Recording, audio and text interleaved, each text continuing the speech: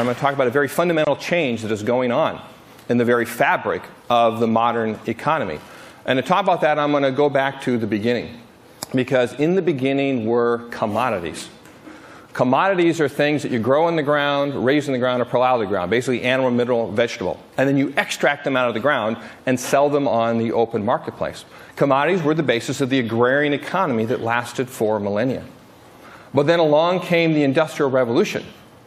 And then goods became the predominant economic offering, where we use commodities as the raw material to be able to make or manufacture goods.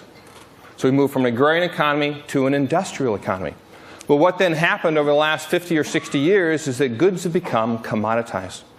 Commoditized where they're treated like a commodity, where people don't care who makes them. They just care about three things and three things only: price, price, and price.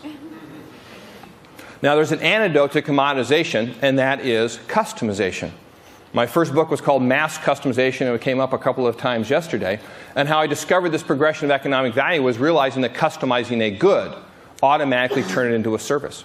Because it was done just for a particular person. Because it wasn't inventoried. It was delivered on demand to that individual person. So we moved from an industrial economy to a service-based economy. But over the past 10 or 20 years, what's happened is that services are being commoditized as well. Long-distance telephone service sold on price, price, price. Fast food restaurants with all their value pricing. And even the internet is commoditizing not just goods, but services as well. What that means is that it's time to move to a new level of economic value. Time to go beyond the goods and the services.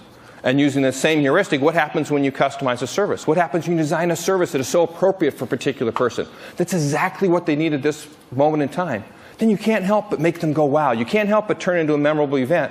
You can't help but turn it into an experience.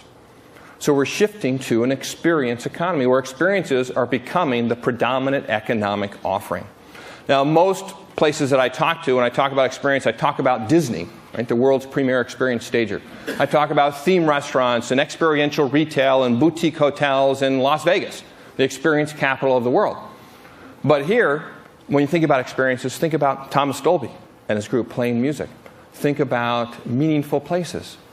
Think about drinking wine, about a journey to the clock of the long now. Those are all experiences. Think about TED itself, the experience capital in the world of conferences. All of these are experiences. Now, over the last several years, I spent a lot of time in Europe, and particularly in the Netherlands. And whenever I talk about the experience economy there, I'm always greeted at the end with one particular question, almost invariably. And the question isn't really so much a question as an accusation.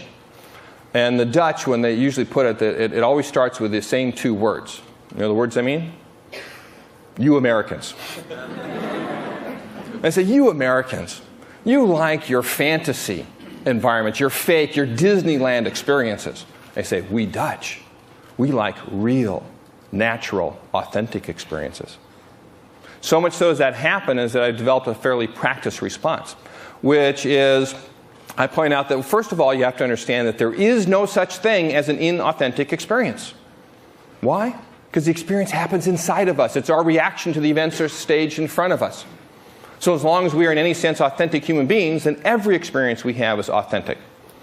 Now, there may be more or less natural or artificial stimuli for the experience, but even that is a matter of degree, not kind. And there's no such thing as 100% natural experience. Even if you go for a walk in the proverbial woods, there is a company that manufactured the car that delivered you to the edge of the woods. There's a company that manufactured the shoes that you have to protect yourself from the ground of the woods. There's a company that provides the cell phone service you have in case you get lost in the woods.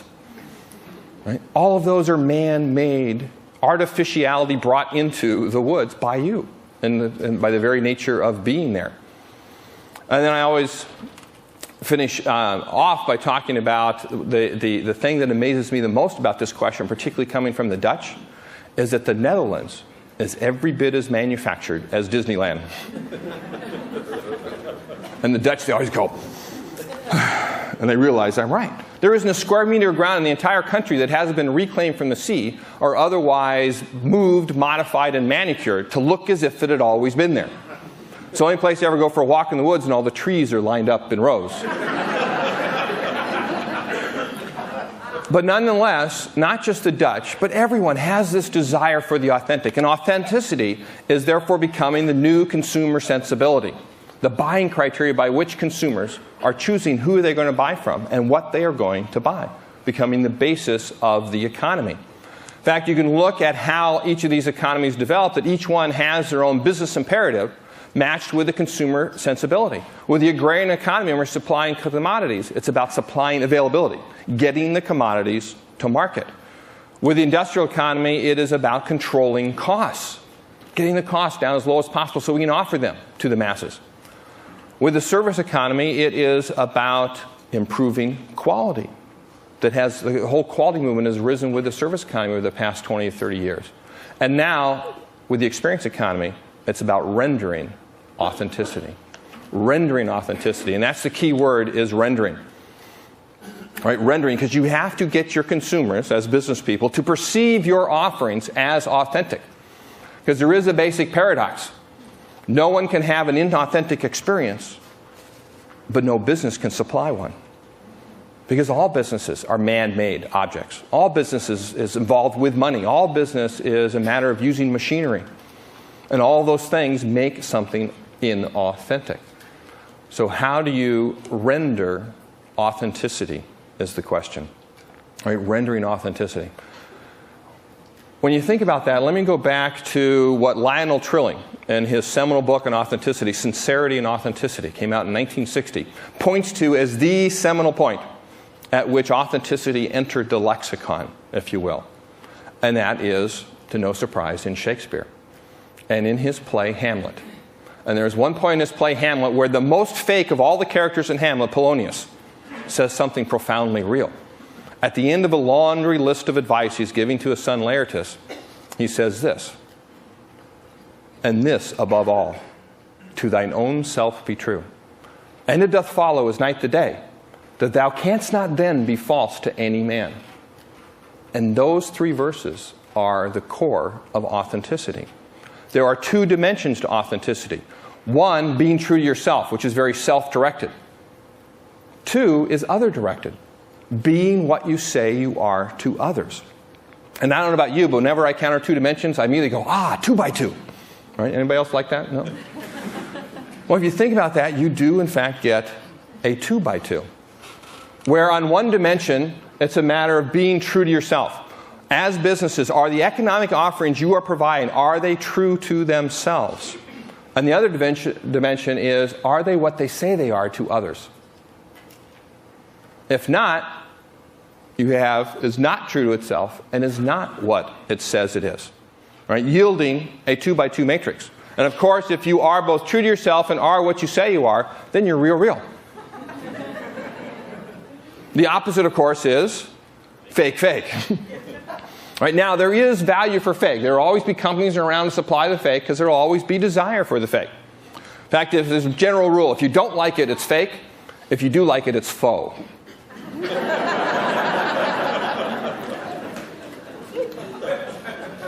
Now, the other two sides of the coin are being a real fake, is what it says it is but is not true to itself, or being a fake real, is true to itself but not what it says it is. You can think about those two contrasts. Both of these are better than being fake, not quite as good as being real. You can contrast them by thinking about Universal City Walk versus Disney World, right, or Disneyland. Universal City Walk is a real fake. In fact, we got this very term from Ada Louise Huxtable's book, The Unreal America. Wonderful book where she talks about Universal City Walk as, she decries the fake, but she says at least that's a real fake, right? Because you can see behind the facade.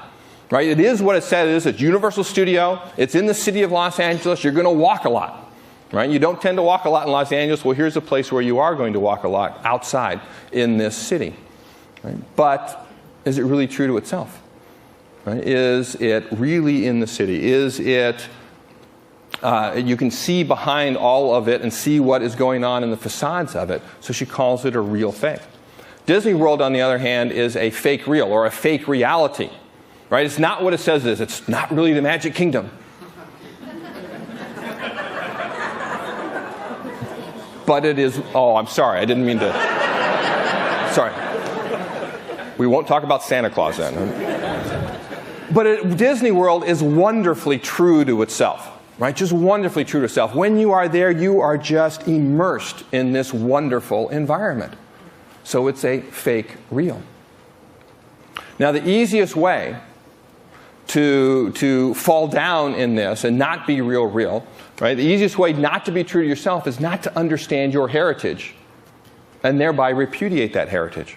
Right? The key of being true to yourself is knowing who you are as a business. Knowing where your heritage is, what you have done in the past, and what you have done in the past limits what you can do, what you can get away with, essentially, in the future. So you have to understand that past. Think about Disney again. Disney, 10 or 15 years ago, right? The company that is probably best known for family values out there, Disney bought the ABC network. ABC network, affectionately known in the trade as the TNA network. Right? That's not too much jargon, is it? Right? The TNA network. Then it bought Miramax, known for its NC-17 fare. And all of a sudden, families everywhere couldn't really trust what they were getting from Disney. It was no longer true to its heritage, no longer true to Walt Disney. That's one of the reasons why they're having such trouble today. And why Roy Disney is out to get Michael Eisner. Because it is no longer true to itself. So understand what your past limits what you can do in the future. When it comes to being what you say you are, the easiest mistake that companies make is that they advertise things that they are not. Right? That's when you're perceived as fake, as a phony company, advertising things that you're not. Think about any hotel, any airline, any hospital.